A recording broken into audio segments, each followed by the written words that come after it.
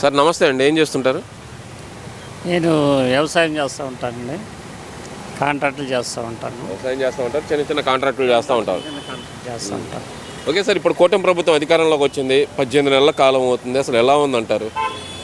చాలా బేసిక్గా ఉందండి.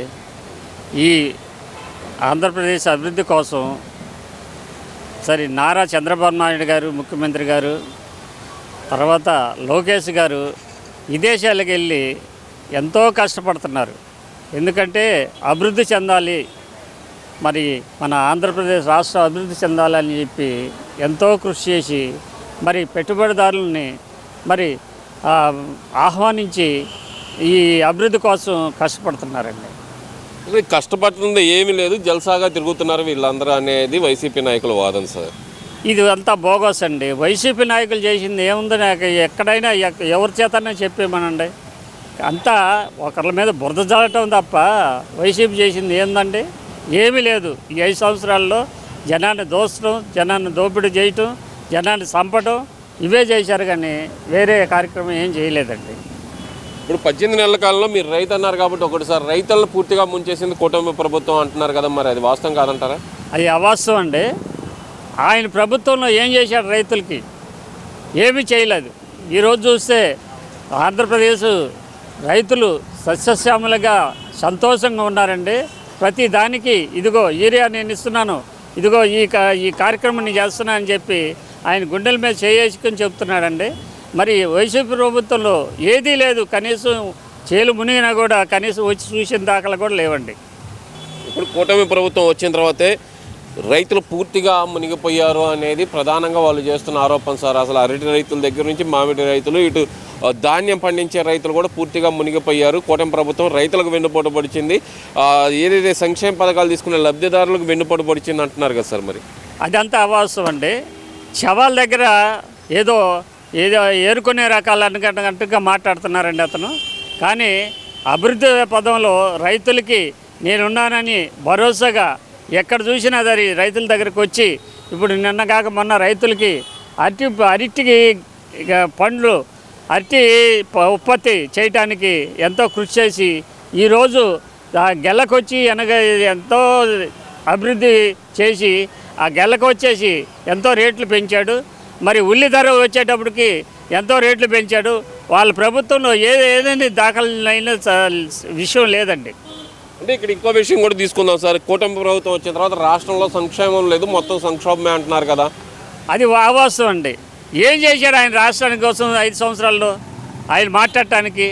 ఎంత ఇది ప్రభుత్వం మీద బురద చల్లటం మాటలే కదని తప్ప ఏమి లేదండి.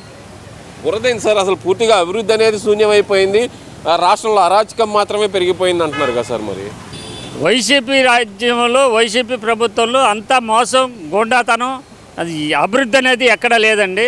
వాళ్ళు చెప్పుకోవటం ఏంటంటే ఒకరి మీద బురద చల్లటం తప్ప అభివృద్ధి మీద బురద చల్లటమే ప్రజలు ఎప్పుడు నమ్మే పరిస్థితి కూడా లేదండి. ఇప్పుడు గడిచిన 5 సంవత్సరాల పాలనకి 18 నెలల పాలనకి మీరు గమనించిన తేడాలు ఏమున్నాయి అంటారు? చాలా ఉందండి, చాలా ఉంది.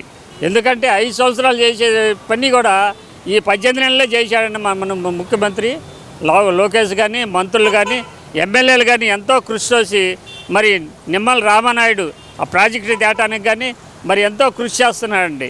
అవన్నీ అవాస్తవాలండి. అంటే ఇక్కడ ఏం సార్ అసలు ముఖ్యంగా చూస్తే కనుక ఇప్పుడు కొడాలి నాని కానీ, వల్లభనేని వంశీ కానీ ఇలాంటి వాళ్ళందరినీ ఫ్రీగా వదిలేసింది కూటమి ప్రభుత్వం, వాళ్ళని ఏం చేయట్లేదని ఒక వాదన ఉంది కదా బయట.